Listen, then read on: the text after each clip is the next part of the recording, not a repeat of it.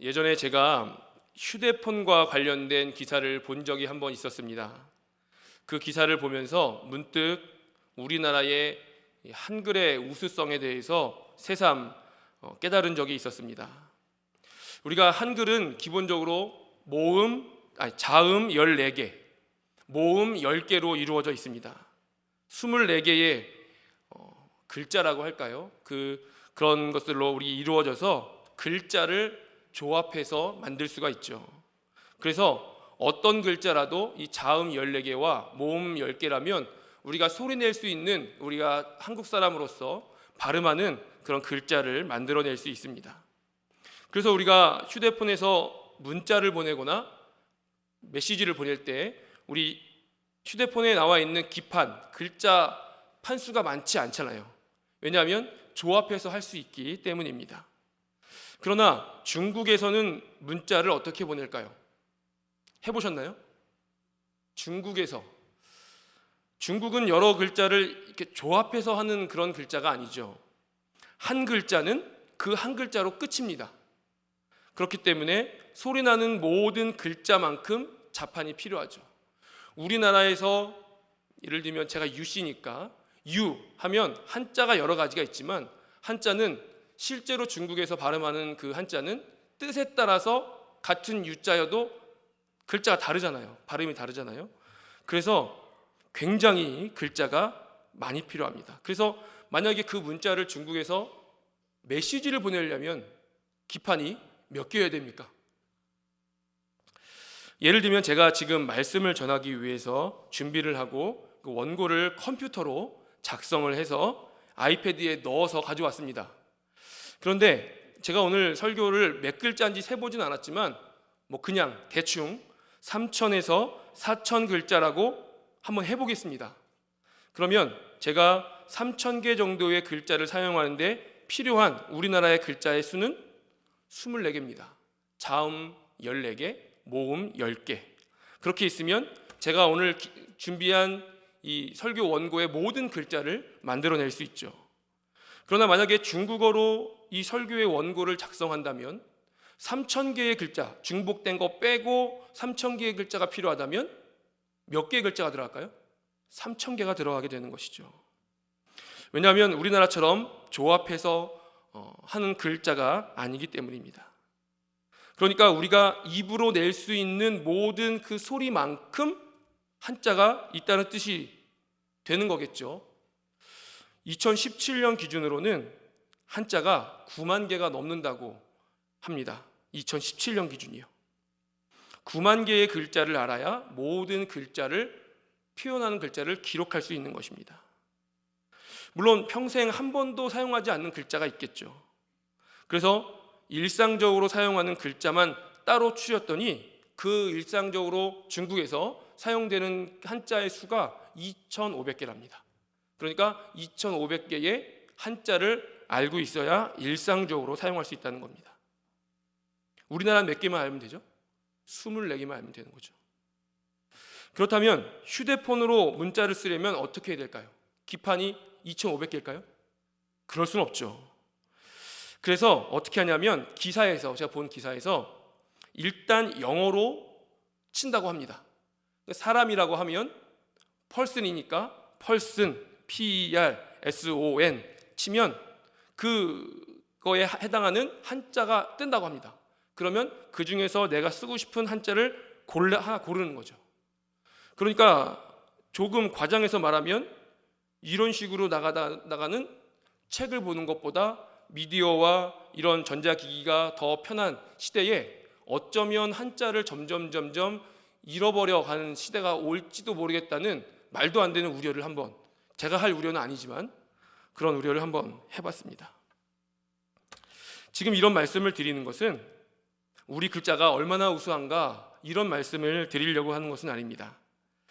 나라마다 각자의 글자가 있고 각자의 문화가 있습니다. 글자가 곧 문화입니다. 언어가 곧 문화입니다. 중국을 예로 들었지만 중국은 중국의 글자를 사용하고 중국의 문화를 가지고 있습니다. 한국은 한국의 글자와 언어를 가지고 있고 한국의 문화를 가지고 있습니다. 일본은, 미국은 다 모든 나라가 자신들만의 글자와 언어와 자신들만의 문화를 가지고 있습니다. 이스라엘은 어떻습니까? 물론 이스라엘도 자신들만의 글자를 가지고 있고 언어를 가지고 있습니다. 그래서 그 언어를 기반으로 하는 문화를, 사고방식을 가지고 있죠. 이스라엘의 기원은 어딜까요? 따지는 것은 사실 대답이 여러 가지 있을 수 있지만 우리나라는 어디에서부터 시작됐다고 알려져 있죠? 단군 신화가 우리나라의 시작이다라고 알려져 있습니다. 이것이 옳으냐 그르냐 그런 것을 따진다기보다는 우리는 단군 신화라는 우리나라의 신화가 있기 때문에 우리나라 문화는 그 신화와 무관하다고 할 수 없습니다. 우리는 하나님을 믿는 사람으로서 하나님께로 왔다고 하지만 우리나라의 저변에 깔려 있는 문화는 단군 신화에 그런 요소가 없지 않죠. 그래서 그것이 우리 문화가 되고 우리 국민성을 이루는데 기여를 합니다. 이스라엘의 뿌리는 어디 있습니까? 하나님께 있습니다. 그들은 자신들이 아브라함의 자손이라는 강한 자부심이 있죠. 그리고 아브라함은 하나님이 부르신 사람이다 라는 것을 이스라엘 사람들이 잘 알고 있습니다. 그 아브라함 자손 중에서도 이스라엘은 그 중에서도 누구의 자손일까요? 야곱의 자손이죠. 야곱의 이름이 이스라엘입니다. 그래서 이스라엘은 야곱이 애굽으로 내려간 때부터 시작됐죠. 그 출애굽할 때부터 이스라엘이 시작이 됩니다. 그렇게 긴 역사를 살아오면서 때로는 하나님 앞에 나아가고 때로는 하나님으로부터 멀어지는 때도 있었습니다. 하지만 이 이스라엘의 문화, 이스라엘의 기원이 옳든 그르든, 물론 사실이지만 옳든 그르든 그들이 알고 있기에 우리의 뿌리는 하나님이다, 우리의 뿌리는 하나님으로부터 부르심을 받은 아브라함이다 라고 한다면, 물론 사실이지만요, 사실이든 아니든 믿든 믿지 않든 이스라엘의 기저에는 어떤 문화가 깔려 있을까요? 하나님에 대한 문화가 깔려 있겠죠. 그게 이스라엘의 문화의 기본입니다. 하나님이 우리 조상을 구원하셨다. 하나님이 10가지 재앙으로, 그런 사건으로 우리 민족을 시작시켜 주셨다. 하나님이 40년 동안 광야에서 우리 선조들을 인도하시고 구원하시고 먹이시고 입히시고 가나안으로 인도하셨다. 이런 것들이 이스라엘 백성들은 귀에 딱지가 지도록 들었던 이야기고 그들을 구성하고 있는 최고의 기본적인 문화였습니다. 이것이 이스라엘의 문화입니다. 그리고 이스라엘이 사용하는 글자는 무엇이죠? 히브리어죠. 히브리어에는 히브리어만의 특징이 있습니다. 이 히브리어의 특징을 통해서 하나님은 이스라엘의 그 언어의 특징을 가지고 말씀하실 때가 있습니다. 이 특징을 대단한 특징을 말씀드리려는 것은 아니지만 잠깐 말씀드리자면, 사실 우리가 히브리어에 대해 조금은 알아야 하는데 제가 한번 말씀드려 보겠습니다. 간단한 것을 소개해 드리자면, 예를 들면 이렇습니다. 이사야 7장 3절에 보면 이사야의 아들의 이름이 나옵니다. 그 아들의 이름은 바로 스알 야습입니다. 스알 야습. 그런데 오늘 본문 21절에 보면 이런 말이 나옵니다. 야곱의 남은 자가 전능하신 하나님께로 돌아올 것이다. 야곱의 남은 자가 전능하신 하나님께로 돌아올 것이다. 이게 바로 스알 야습입니다. 그러니까 스알 야습, 누구의 이름이죠? 이사야의 아들의 이름의 뜻은, 이 스알 야습은 야곱의 남은 자가 전능하신 하나님께로 돌아올 것이다. 이사야는 자기가 선지자로 있을 때 4명의 왕을 보냈습니다. 우시야, 요담, 아하스, 히스기야. 우시야, 요담, 아하스들은 몰라도 히스기야는 아시죠? 그럼 히스기야가 대충, 정확히는 몰라도 그때쯤이라는 것을 기억하신다면, 히스기야 때가 북이스라엘이 망할 때쯤입니다. 그때쯤에 이사야가 남유다의 선지자였는데, 이 오랜 4왕을 보낼 정도로 오랜 기간을 활동하면서 이사야가 선포한 중요한 하나님의 뜻이 몇 가지가 있는데, 그 중에 하나가 바로 남은 자가 하나님께로 돌아올 것이다. 이게 이사야가 선포한 메시지 중에 핵심 메시지입니다. 하나님은 이사야를 그렇게 사용하시려고 미리 작정하셨죠. 그래서 어쩌면 내가 선지자가 되기도 전에도, 어쩌면 그 후라고 할지라도 아들의 이름까지도 야곱의 남은 자가 전능하신 하나님께로 돌아올 것이다. 이사야가 선포한 가장 메인 메시지도 이스라엘의 야곱의 남은 자가 전능하신 하나님께로 돌아올 것이다. 하나님은 이사야를 그렇게 사용하시려고 이미 아들의 이름을 스알 야습이다 라고 지으셨습니다. 이것이 오늘 하나님이 하시고자 하는 것인데, 그러니 이스라엘 백성이 하나님께로 다시 돌아오는 것이 얼마나 중요한 일입니까? 대충 하나님의 수백 가지 수천 가지 사역 중에 한 가지가 아니라 이사야를 통해서 가장 핵심적으로 하시려고 했던 말씀, 아들의 이름까지도 그렇게 지으면서까지도 미리 예비하신 그 말씀이 야곱이, 그 자녀들이 전능하신 하나님께로 돌아올 것이다. 아직 바벨론으로 끌려가려면 140년이나 남았는데요. 우리 전 세계가 부모님의 사랑, 자녀를 향한 부모님의 사랑보다 큰 사랑은 없습니다.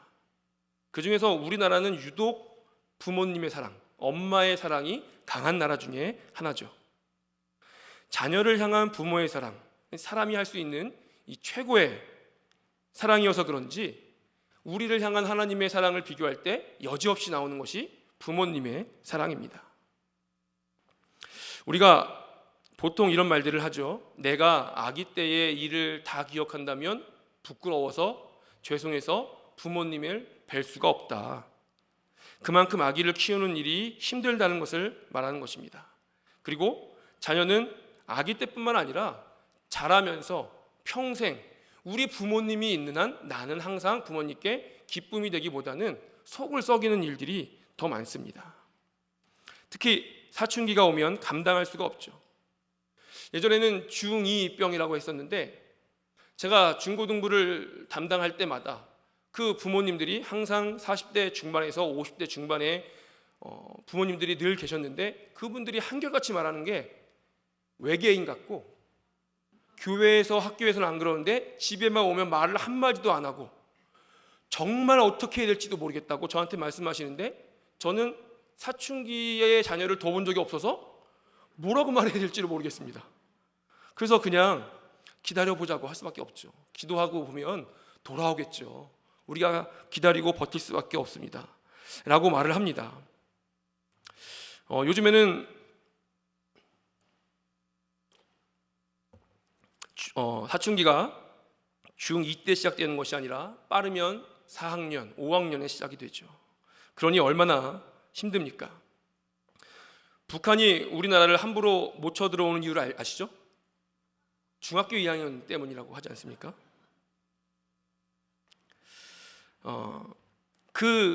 우리 자녀들이 성인이 되면 끝인가요? 자녀들이 성인이 되면 효도합니까? 어떠십니까? 제 아이는 4살이어서 모르겠는데, 자녀들이 성인이 되고 결혼을 하고 자기 앞다림을 하게 되면 효도하나요? 효도라는 건 있습니까? 그런 게? 저는 결혼을 늦게 해서 이제 결혼한 지 5년 반 정도가 되었습니다. 제가 늦게 했기 때문에 제 동생이 먼저 결혼을 했는데, 예전에 저희 그 모교회에서, 고향교회에서 목사님이 저희 어머니에게 오후 예배 시간에 이렇게 물어보시더라고요. 권사님, 아들이 결혼하니까 어떻습니까? 이제 손이 안 가나요? 그랬더니 손이 더 많이 간다고 하더라고요. 결혼하면 끝인 줄 알았더니 손이 더 많이 갑니다. 손자, 손녀가 생기면 부모님이 키웁니까? 할아버지, 할머니가 키웁니까? 할아버지, 할머니가 키웁니다. 이제는 경제적으로 독립했는 줄 알았더니 돈이 더 들어갑니다. 끝이 없는 것이죠. 머리 컸다고 말 더 안 듣고, 예전에는 내 말을 듣게 하려고 했지만 이제는 자녀들이 자기 말을 듣게 하려고 합니다. 끝이 없죠. 이 정도면 사랑하는 자녀입니까? 원수입니까? 만약에 남이 이렇게 했으면 어땠을까요? 난리가 났죠. 소송이 걸리고 싸움이 나고 원수가 됐을 것입니다. 하지만 우리는 그렇지 않죠. 왜냐하면 자녀이기 때문입니다. 세상에서 가장 사랑하는 자녀이기 때문이죠. 이스라엘을 향한 하나님의 마음은 어땠을까요? 자녀를 향한 부모님의 마음과는 사실 비교할 수 없겠죠. 그러나 우리가 이렇게 비교하는 이유는 우리가 더 큰 사랑을 모르기 때문입니다. 하나님의 사랑을 우리가 무엇과도 비교할 수 없기 때문에 그렇지, 이스라엘을 향한 하나님의 사랑, 물론 우리를 향한 하나님의 사랑도 마찬가지입니다. 훨씬 더 크겠죠. 이스라엘이 하나님께 하나님, 저 민족은 몰라도 우리 민족은 하나님의 백성 삼아 주십시오 라고 조르고 기도하고 그렇게 해서 하나님의 백성이 되었나요? 아니죠. 하나님의 주권적인 사랑으로 그렇게 되었습니다. 아브라함이 하나님을 알기도 전에, 하나님을 향해서 하나님께 부르짖고 기도하기도 전에 하나님은 아브라함을 지명하여 부르셨습니다. 그리고 아브라함은 하나님의 고된 여러 훈련 끝에 믿음의 조상이 되었습니다. 그리고 이삭과 야곱으로 이어지면서 야곱이 이스라엘이 된 것이죠. 그러나 그렇게 곧바로 하나님과 연결되고 바로 하나님의 백성이 된 것은 아닙니다.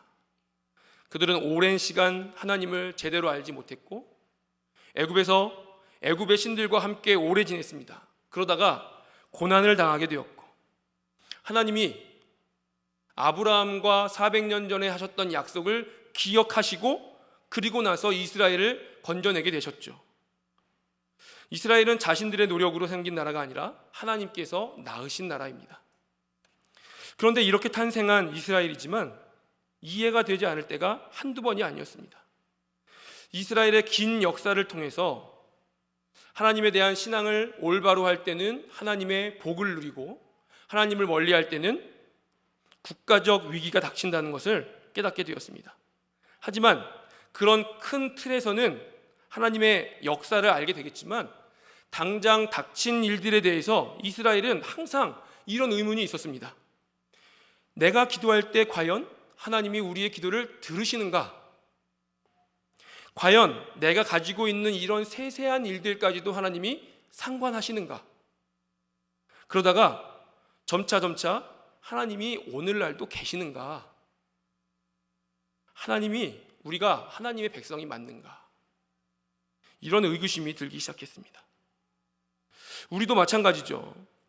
우리가 지금은 포스트 코로나 시대라고 합니다. 하지만 우리는 사실 코로나 시대를 살고 있습니다.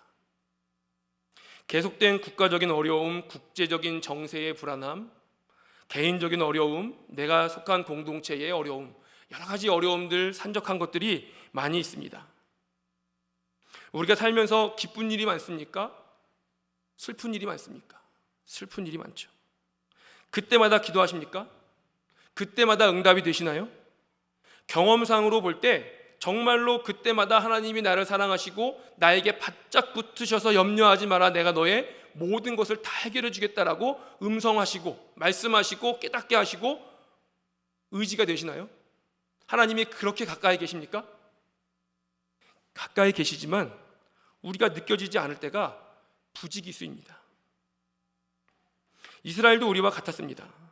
그 대단한 출애굽과 10가지 재앙과 홍해를 건너게 하신 하나님, 광야 40년 동안 만나를 내리시고, 제가 예전에 학부에서 공부를 했던 그 교수님은 이렇게 표현하시더라고요. 성경에 나오진 않지만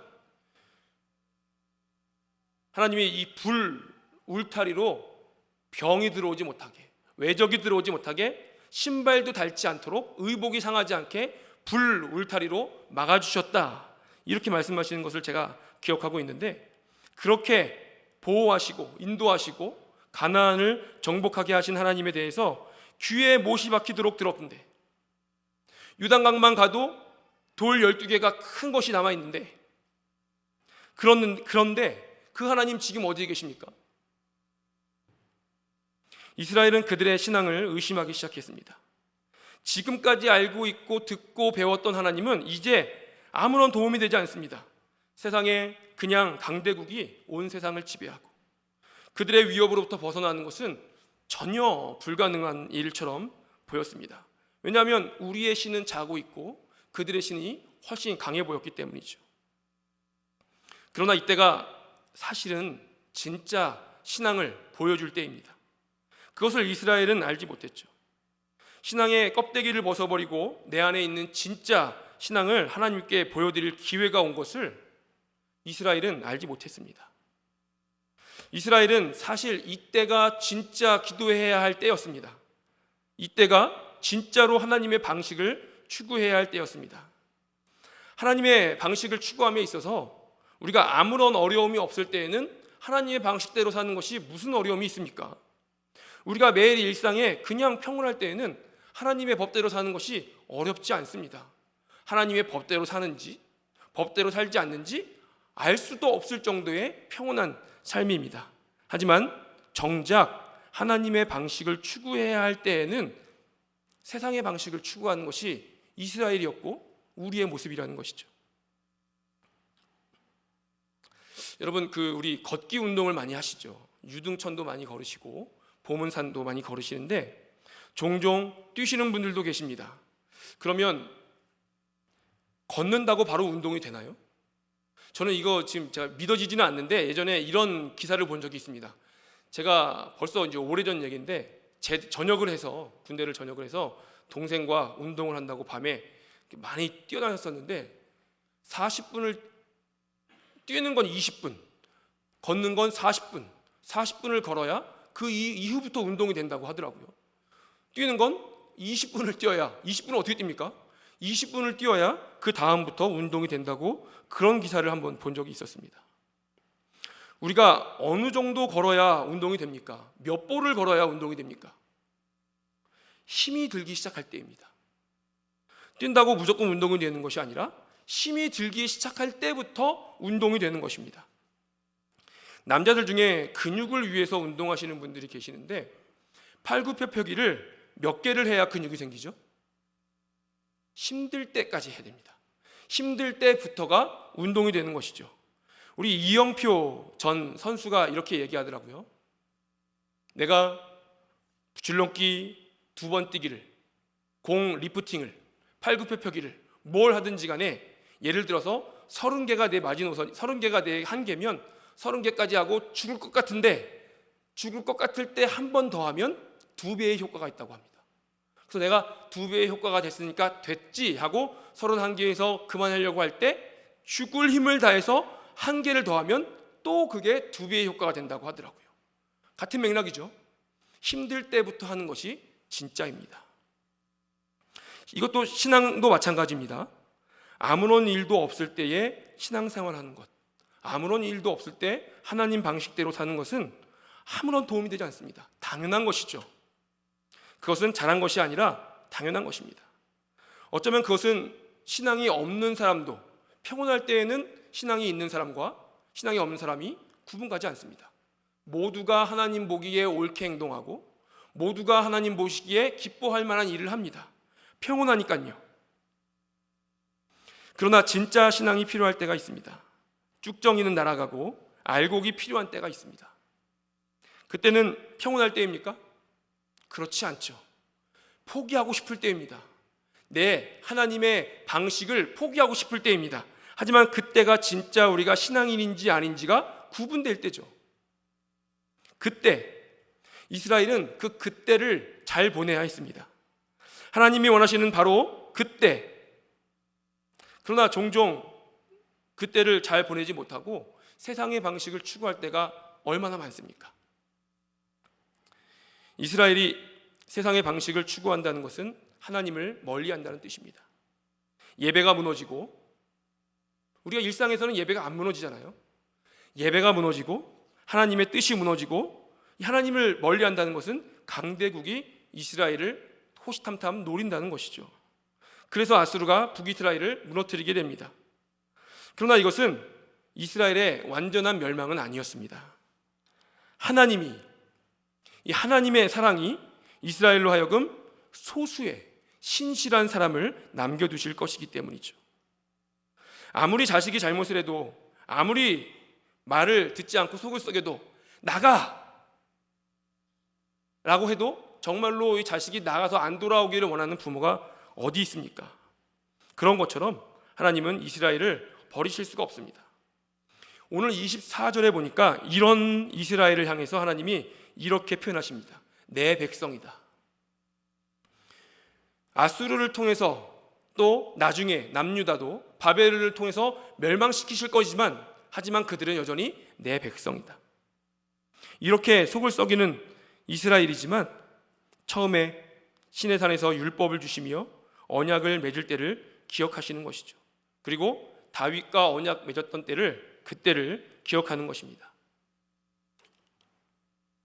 이게 무슨 뜻이냐면 우리가 다 큰 자녀가 속을 썩이지만 정말로 왼수 같지만 그럼에도 이 속 썩이는 자녀가 처음 태어나서 아무것도 할 수 없을 때 응애하면서 그때 사진을 보거나 그때 혹시 영상이 있으면 영상을 보면서 얘가 이랬지 하고 이 왼수 같은 마음이 녹아들고 다시 내 사랑하는 자녀라는 것을 느끼는 것처럼 하나님도 왼수 같은 이스라엘, 왼수 같은 남유다, 내가 아수르를 통해서 너를 무너뜨리리라 라고 하시지만 하지만 처음 이스라엘이 탄생될 때 시내산에서 맺으셨던 언약, 다윗을 통해서 맺으셨던 언약을 하나님께서 기억하신다는 것입니다. 이것이 하나님의 마음입니다. 오늘 말씀 28절부터 32절까지에는 이스라엘의 12개의 도시가 나옵니다. 이 중에서 몇 개는 아마 들어보셨을 텐데 아얏, 이것은 아이성입니다. 미그론, 라마, 기브아, 아나돗, 높, 여러 도시가 나오는데 이 12개의 도시가 나열된 순서를 보면 예루살렘에서 먼 곳부터 가까워지는 순서입니다. 이게 무슨 순서냐 하면 아수르가 저 밖에서부터 예루살렘을 향해 쳐들어오는 순서입니다. 하나님이 이스라엘을 심판하시기 위해서 아수르를 채찍으로 사용하셨죠. 아수르는 무서운 속도로 예루살렘을 향해서 진군을 합니다. 그런데 그냥 막 오는 것이 아니라 그 성들을 무너뜨리면서 주변에 있는 성들까지 모조리 점령하고 이제 예루살렘이 포위가 되는 것입니다.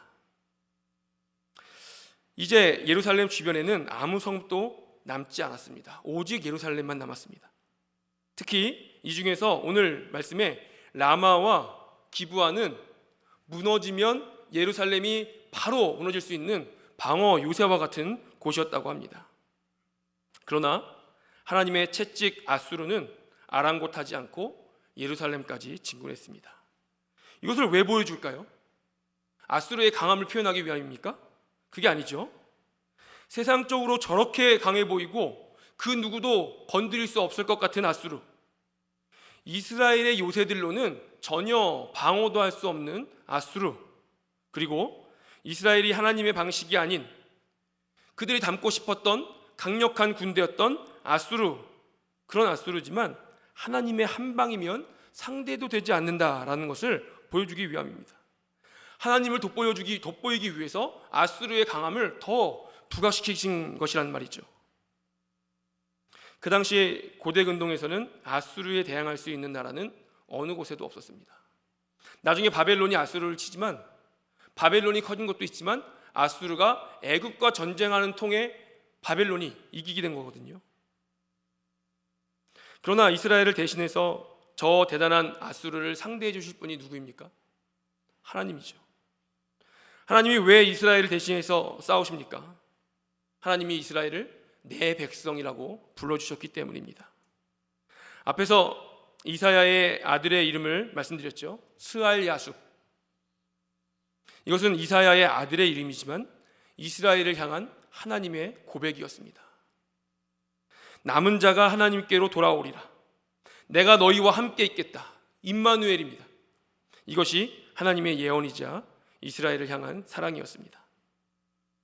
오늘 우리의 삶이 하나님께서 내 백성이라고 불러주시는 삶이 되기 원합니다. 우리는 지금 하나님의 방식을 따르고 있습니까? 아니면 세상의 방식을 따르고 있습니까? 하나님의 백성이라는 모습만 가지고 있나요? 아니면 하나님의 알곡으로서 살아가고 있습니까? 아브라함이 하나님께 부름받으면서 너도 복이 되고 네가 복의 근원이 될 것이다 라고 말씀하셨는데 우리도 나 때문에 우리 때문에 내 주변에 있는 사람들이 복을 받기 원합니다. 스알야숲, 우리의 남은 자가 우리가 하나님께로 돌아가는 이것이 우리에게 고백하는 하나님의 말씀이 되기 원합니다. 그래서 우리 때문에 하나님이 언약을 기억하시고 우리 때문에 하나님의 마음을 돌이킬 수 있는 저와 여러분 되시기 원합니다. 기도하겠습니다. 하나님, 은혜를 감사드립니다. 영원히 죽을 수밖에 없는 저희임을 상투적인 말이 아니라 우리의 신앙으로 하나님께 고백합니다. 그러나 하나님께서는 오늘도 우리에게 내 백성이라고 칭해 주시고 돌아와라 라고 말씀해 주시기에 우리가 예수 그리스도의 피 공로로 하나님의 자녀됨을 감사합니다. 하나님, 우리가 사순절을 보내고 있는데 하나님의 자녀로 살아가게 도와주시고 어려울 때 하나님 백성 되게 도와주시고 필요할 때 하나님의 법을 따르는 우리 모두가 될 수 있도록 도와주시옵소서. 그래서 우리 모두가 스알 야습되어가는 우리 모두가 될 수 있도록 하나님 인도하여 주시옵소서. 주 예수 그리스도의 은혜와 하나님의 사랑과 성령의 역사하심이 스알 야습되어 하나님께로 돌아오는 자 되기를 원하는 모든 성도들 위해 진정한 그리스도인 되어 예수님의 백성 되기를 원하는 모든 성도들 위해 그리고 우리 교회 구석구석마다 함께 하시기를 축원하옵나이다. 아멘.